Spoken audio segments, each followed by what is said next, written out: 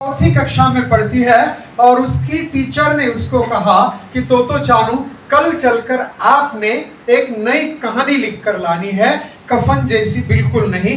कफन की कहानी, उसके सवाल उसके जवाब बिल्कुल नहीं चलेगा। यहाँ सवाल जवाब का मामला ही नहीं है, आपको लिखकर लाना है प्रैक्टिकल। आपको सवाल जवाब कुछ नहीं। हमारे यहाँ की परीक्षा पद्धति पर कई बार मेरे प्रश्न चिन्ह होते हैं और मैं भाई से बात भी करने वाला हूँ कि अभी जो SYBM NEP का पाठ्यक्रम आया है उसमें BSc को, BCom को, BCS को पाठ्यक्रम क्या रखा गया है? संज्ञा, कारक, वर्णमाला। कौन पढ़ेगा BSc के छात्र?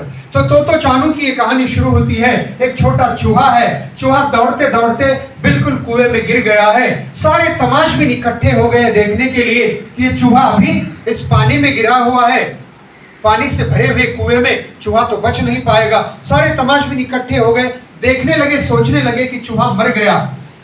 फिर चूहे ने कोशिश की, प्रयास किया, पानी में से बाहर आया और कहने लगा, अरे मरे तुम्हारे माँ बाप, मैं तो तैरने के लिए गया था।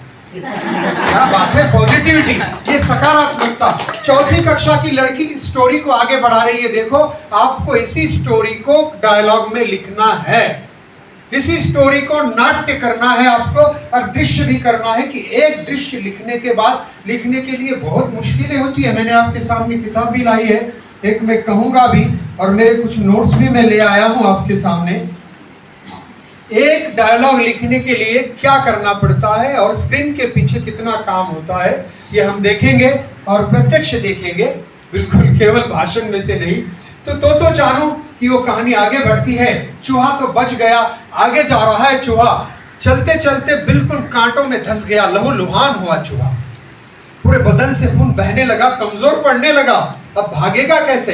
फिर से तमाशबीन सारे आ गए, देखने लगे चूहे को। अरे चूहा तो एक बार बच गया था, अब चूहा बच नहीं पाएगा। सारे तमाशबीनों को चूहा वहां से हर प्रयास के बाद, हर संभव कोशिश करने के बाद आगे निकल गया और कहने लगा, अरे मरे तुम्हारे माँ बाप, मैं तो अपना बदन खुजलाने के लिए गया था। क्या बात है, कितनी सकारात्मकता है ये, कितनी सकारात्मकता। ये जो दिमाग की सोच है इधर जिगर में, भाषा खेलने का कौशल क्या है? देखो, डायलॉग खेलने का, संवाद खेलने का कौशल क्या है। जब तक ये हमें आएगा नहीं, हम लिखेंगे नहीं, तब तक बात नहीं बढ़ेगी, कोई फिल्म नहीं बनेगी, आप कुछ भी लिख नहीं पाओगे सवाल और जवाबों के बिना। और आपके पास डिग्री होगी, परीक्षा होगी, परीक्षा का प यदि हटा दिया जाए तो रिक्शा में बैठो और डिग्री लेकर घर जाओ, बाकी कुछ नहीं। हिंदी का कोई भी पढ़ा लिखा कोई फिल्म लिखेगा नहीं, कोई डायलॉग लिखेगा नहीं, कोई स्क्रीन प्ले लिखेगा नहीं, कोई गीत लिखेगा नहीं। तो फिर वहां से जो चूहा निकला, कांटों में भी धंस गया था, फिर एक बार चूहा फंस गया। उधर से हाथी आ रहा था और हाथी के पैरों के नीचे चूहा अभी कुचलने वाला, मर जाएगा, दम तोड़ देगा। बहुत बातूनी है चूहा। लड़की लिख रही है ये सारे डायलॉग, ये संवाद, बहुत बातूनी है चूहा, मर जाएगा, दम तोड़ देगा। 2 बार तो बचा है, अब नहीं बच पाएगा। कथा है जापान की, हिंदुस्तान की नहीं। बहुत सी ईरानी फिल्में आपने देखी होगी, गुजराती देखी होगी, अभी बॉक्स ऑफिस पर बहुत फेमस हो रही है। मैं आज आपके लिए ही पढ़ रहा था ये सारी जानकारी कि अन्य भाषाओं की फिल्में कहाँ कैसी है। फिर चूहा हाथी के पैरों के नीचे आकर कुचलकर मर जाएगा। आपको लिखना है, ध्यान से सुनो, कंसंट्रेशन, एकाग्रता इतनी होनी चाहिए कि ढेर सारे गहने आपके बदन पर है और कोई एक आदमी आपको पकड़कर, दबोचकर, डुबोकर मारना चाहता है पानी में, तो आपका प्रयास क्या रहेगा कि मेरी कोई रिंग गिर रही है, मेरी चैन टूट रही है। आपका प्रयास रहेगा कि मैं जिंदा कैसा बचूंगा, बचूंगी। ऐसे ही प्रयास यदि लिखने में रहे तो व्यक्ति एक न एक दिन सफल होता ही होता है। चूहा वहां से निकला, हाथी के पैरों के नीचे कुचलने वाला। सारे तमाशबीन जिनके पास बहुत सारा समय है बर्बाद करने के लिए, क्योंकि समय किसी को बख्शता नहीं है, समय पर हम सबको सिखा देता है। फिर चूहा वहां से निकला, कुचलने वाला है चूहा हाथी के पैरों के नीचे। फिर से तमाशबीन आए हैं सारे, देखने लगे। चूहे ने वहां से अपनी जान बचाई और कहने लगा कि मैं तो मेरा बदन मालिश करने के लिए गया था, मरे तुम्हारे माँ बाप, मैं नहीं मरूंगा। देखो कितनी सकारात्मकता। और मैं बिल्कुल छोटी कहानी करता हूँ क्योंकि आपको लिखना है, ये संवादों में मैं पढ़ूंगा, मैं आकर देखूंगा कि आपके संवाद क्या है। आप इसको दृश्यांकन करते समय कैसा करेंगे? चूहा कहाँ से आएगा, चूहे की एंट्री कहाँ से होगी, एग्जिट कहाँ से होगी, एंड कहाँ होगा, सस्पेंस है क्या, ये सारा फिल्मों में चाहिए, ये सारा संवादों में भी चाहिए। संवाद आते हैं तो प्रकृति को लेकर आते हैं, पर्यावरण को लेकर आते हैं, सामाजिकता को लेकर आते हैं, धर्म तंत्र को लेकर आते हैं, राजतंत्र को लेकर आते हैं, अर्थतंत्र को लेकर आते हैं। संवाद ऐसे आते नहीं मित्रों। संवाद कैसा होता है? 56 तोला सोना है, 56 तोला क्या है? बगीरा नाम है मेरा। अरे काय क्या करते हो? सबको मिलेगा सरपंच। वफादारी तो तूने सीख ली है, गद्दारी कहां से सीखोगे? जगीरा नाम है मेरा। ये कहां से आया? इसमें पर्यावरण है, इसमें हत्या है, इसमें पंछी है, इसमें कौन सा राजतंत्र है, गांव की राजनीति है इसमें डायलॉग में। ये सारा के सारा आपको पढ़ना होगा। आज के विद्यार्थी क्या करते? सर तो नोट्स दीजिए ना जरा। बहुत हल्का और सस्ता काम है। सर प्लीज जरा वो नोट्स दीजिए ना, सवाल के जवाब नहीं आ रहे। सवालों के जवाबों के बाहर कब आओगे आप? तब लिख पाओगे। चूहा तो वहां से बच गया, फिर आकाश से चील आ रही थी। आते आते चूहे को दबोच लिया अपनी चोंच में। सारे तमाशबीन बोले चूहे का खेल खत्म। ये डायलॉग लिखा गया है, संवाद लिखा गया है उसकी कथा में, लघु कथा में।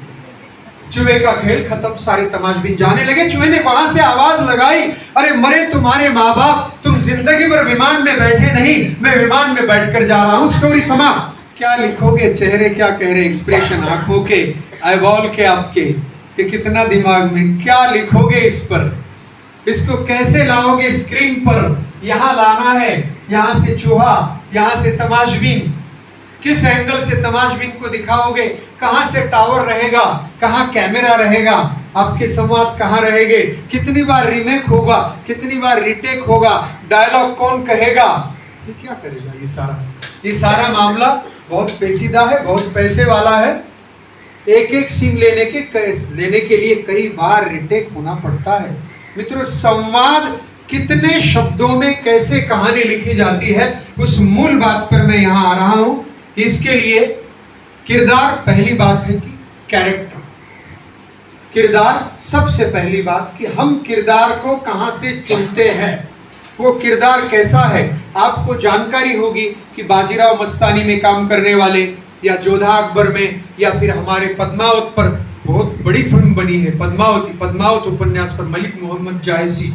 तो उसने कितने दिन तक वो जो सारा की सारा लिबास पहनकर कितने दिन तक प्रैक्टिस की थी। वो तो पागल होने को जा रहा था, अपना वजन भी कम हो गया, परेशान हो गया था वो नायक। लगातार वो कोशिश में है।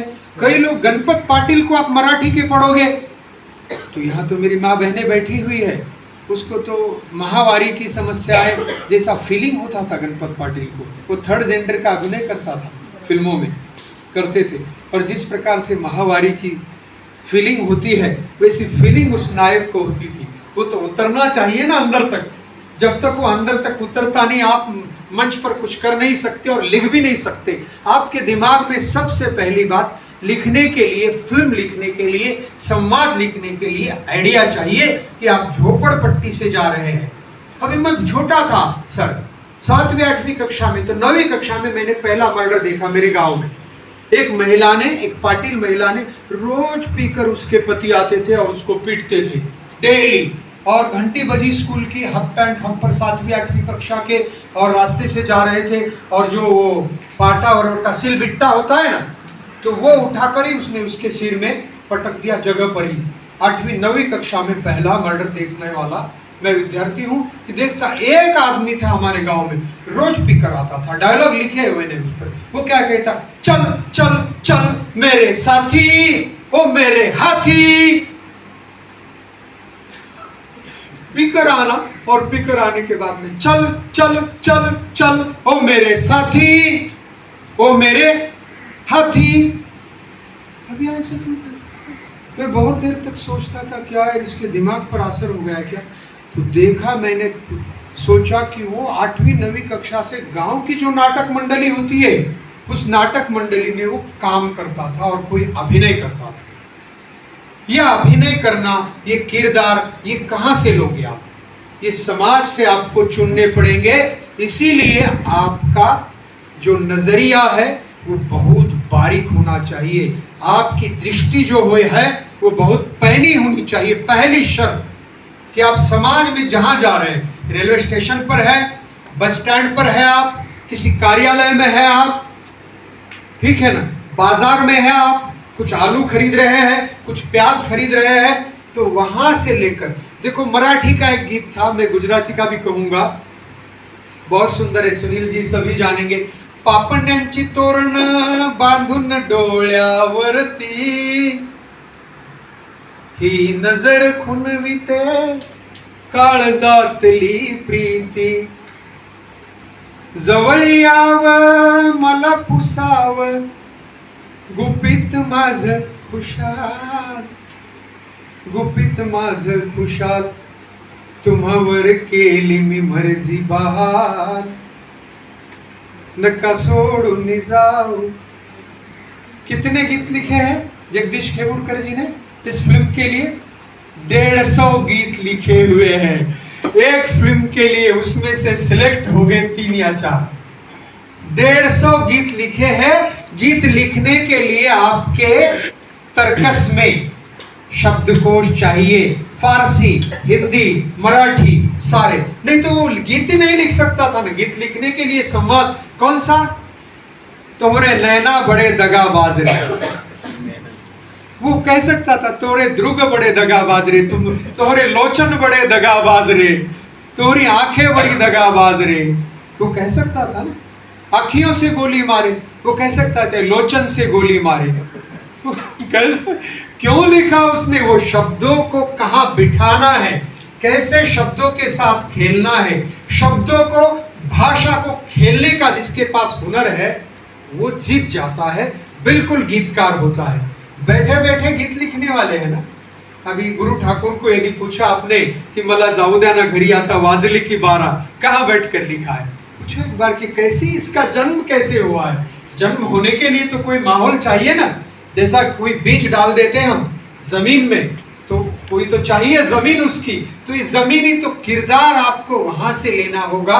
मार्केट में अभी क्या चल रहा है, प्रासंगिकता क्या है, हिंदी फिल्में कैसी है। कई बार मुझे बहुत हंसी आती है फिल्मों को देखकर, कि मैं नाम नहीं रख रहा हूँ बिल्कुल, लेकिन क्या होता है, भूतनी दिखाते हैं बहुत सी फिल्मों में, और वो भूतनी को डार्क लिपस्टिक होती है बिल्कुल इतनी कैसी, जैसा किसका खून पी कर आई है क्या। फिर वो उसके बाल भी खुले हुए हैं और 5-10 फैन इधर से उधर से दिखाई देते हैं, हवा में बाल उड़ रहे हैं उसके, या तो फिर वो घुटनों के बल बैठी हुई है, या तो जोर जोर से हंसती है, या तो रोती है। इसके अलावा किसी भी डायरेक्टर को ये सूझा नहीं है। हम अंग्रेजी फिल्में देखते हैं, हम ईरानी फिल्में देखते हैं, जब उसमें भूत दिखाते हैं, और इंडियन फिल्मों में तो जमीन आसमान का फर्क है मित्रों।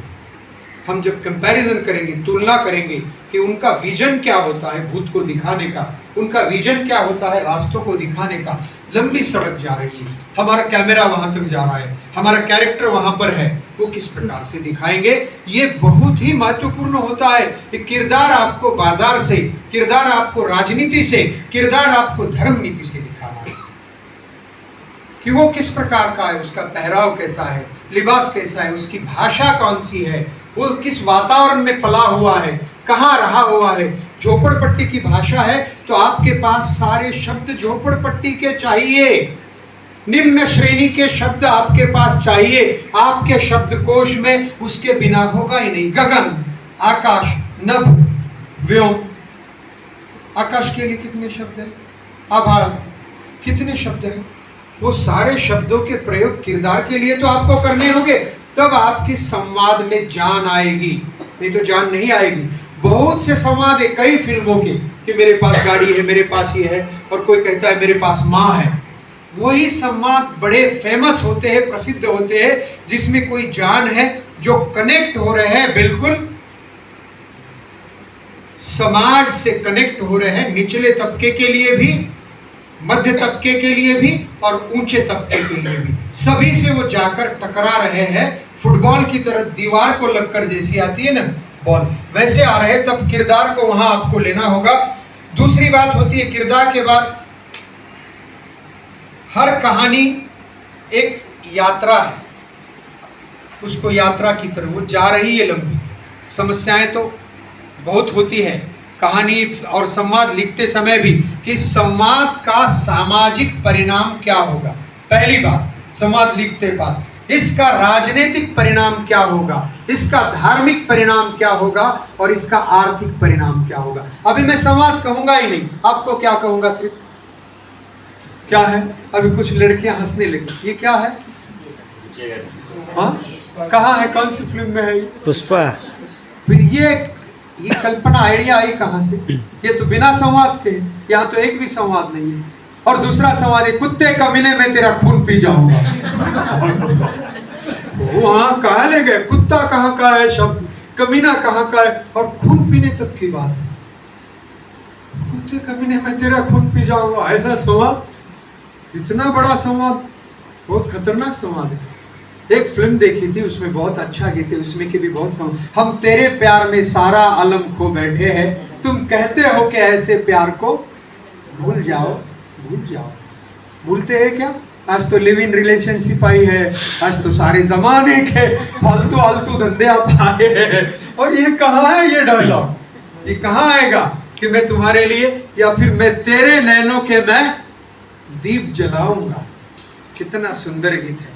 मुझे युवाओं से यही अपेक्षा है आज, कि अगर आपके पास में वो तासीर है, वो शक्ति है, बिल्कुल कलम में आपके वो जोर है, तो जमाने को ये दिखा दो कि फिर से देवानंद का जमाना, ओल्ड स्कूल आ रहा है आपके लिए, फिर से ओल्ड स्कूल। और आपको मैं जरूर ये कहूंगा मित्रों, आप कहेंगे मुझे बहुत विश्वास के साथ कि उसके सिवाय आपके पास में दूसरा कोई पर्याय है ही नहीं, विकल्प है ही नहीं। माँ बाप को लेकर कहाँ फिल्में हैं, फिल्मों में राखी के गीत थे, फिल्मों में राखी के संवाद थे, पर्यावरण के थे, माँ पिताजी रिश्तों के गीत थे। बहला ने भाई के हाथों पर प्यार बांधा है, कहाँ आएगा ये, किसके पास? आज के मैं तो रास्ते से जा रही थी, मैं तो भेलपुरी खा रही थी, तुझे हिचकी लगी तो मैं क्या करूं, या फिर मुझे तंदूर मुर्गी बना ले यार, ये चिपका ले सैया फेविकॉल से। कहाँ ये और कहाँ वो, कहाँ ये मित्रों, ये आपके पास में ये चैलेंज है, ये आह्वान है कि आप इसको परिवर्तित कर सकते हैं।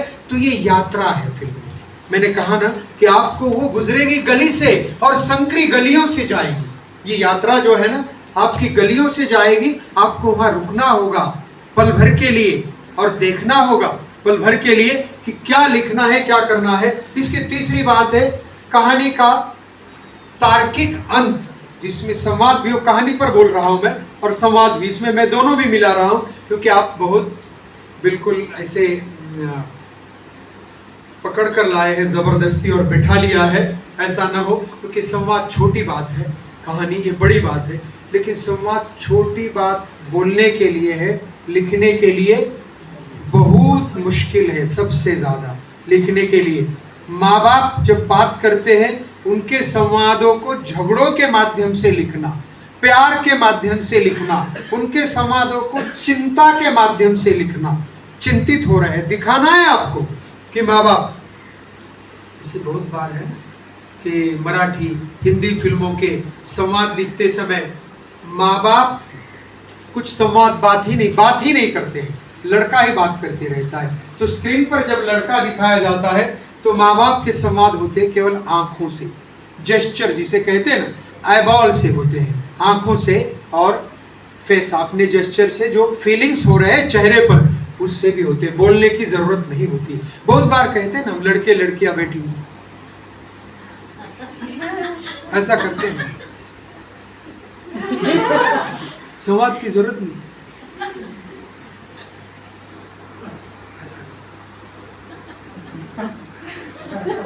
ये जो भाव है ये सारे ये कहाँ से, इसको लिखना बहुत मुश्किल होता है और स्क्रीन पर लाना बहुत मुश्किल होता है, इतना आसान नहीं है।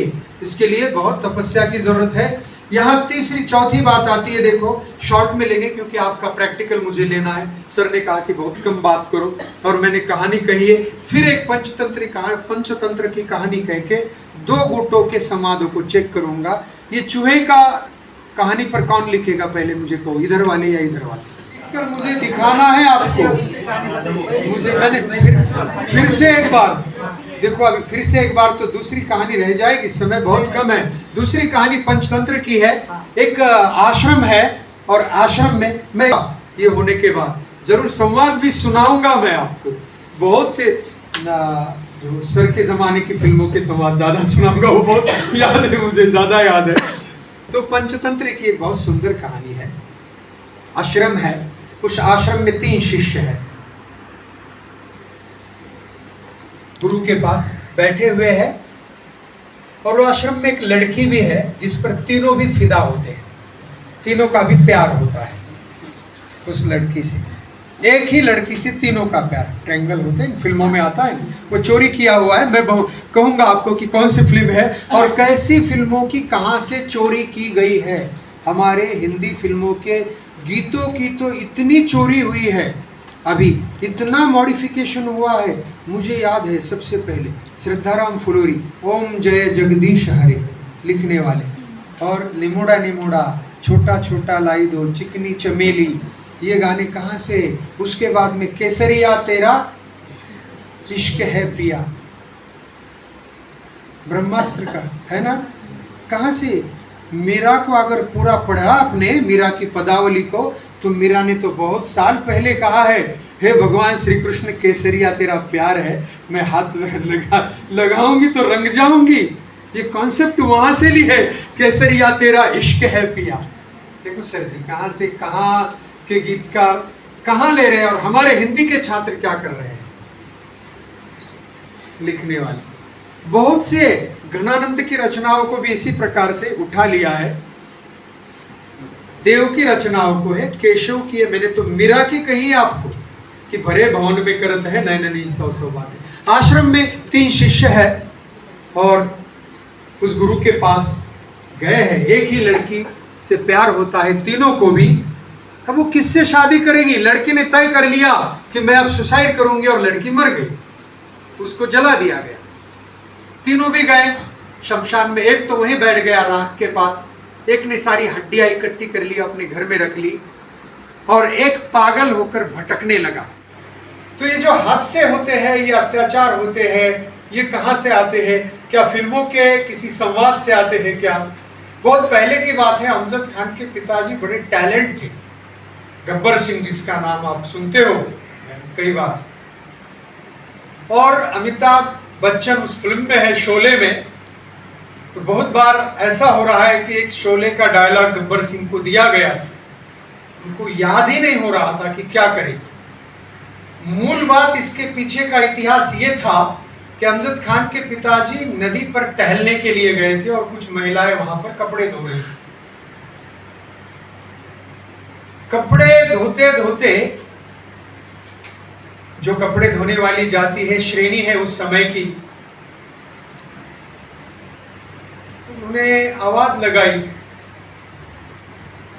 तो कपड़े धोने वालों ने, अरे ओ गंगा। इतना ही अमजद खान के पिताजी ने सुन लिया गब्बर सिंह के, और गब्बर सिंह इधर उधर, अभी तो माइक मेरे हाथ में है या पता नहीं है। ये जो सेशन होता है मित्रों, ये माइक पर खड़े रह के बोलने वाला नहीं होता है। यहाँ ये बहुत ही प्रैक्टिकल बात होती है। ये कैसे बड़े भाई यहाँ बैठे हुए हैं और मैं कायल हूँ उनकी आवाज़ का। मैं बहुत कोशिश करता हूँ कि उनकी जैसी बात करूँ, लेकिन बहुत संभव नहीं होता। तपस्या है ये, बहुत सालों की तपस्या होती है ये। हम सुनते हैं 5 मिनट रेडियो और धड़ल्ले से कुछ नाम रख देते हैं कि क्या निवेदक थे, क्या ऐसी ये ऐसा हुआ। बहुत पहले भी थे, हेलो बहनों और भाइयों, मैं आपका दोस्त अमीन सैन बात कर रहा हूँ, पायदान नंबर 1 पर बजने वाला गीत जंजीर से। वो ऐसे कहते कि उनकी फनकार उंगलियों का वो जादू आज सुनेंगे आप। इस प्रकार का उनका एक अंदाज था बोलने का। खैर अमजद खान के पिताजी वहाँ से जा रहे थे और सुन लिया उसने अरे वो गंगा जो भी कहा था। फिर अमजद खान तो इधर उधर टहल रहे कि अभी वो क्या बोले, कैसे बोले। अरे ओ सांभा कितने आदमी थे। यहाँ से जन्म हुआ है, जन्म की बात है। मैं छोटी छोटी बातें पहले सुनाऊंगा आपको। शैलेंद्र भी एक देहात में बैठे हुए हैं। गीत लिखने वाला कहाँ बैठता है, कैसे बैठता है, संवाद कैसे लिखे जाते हैं।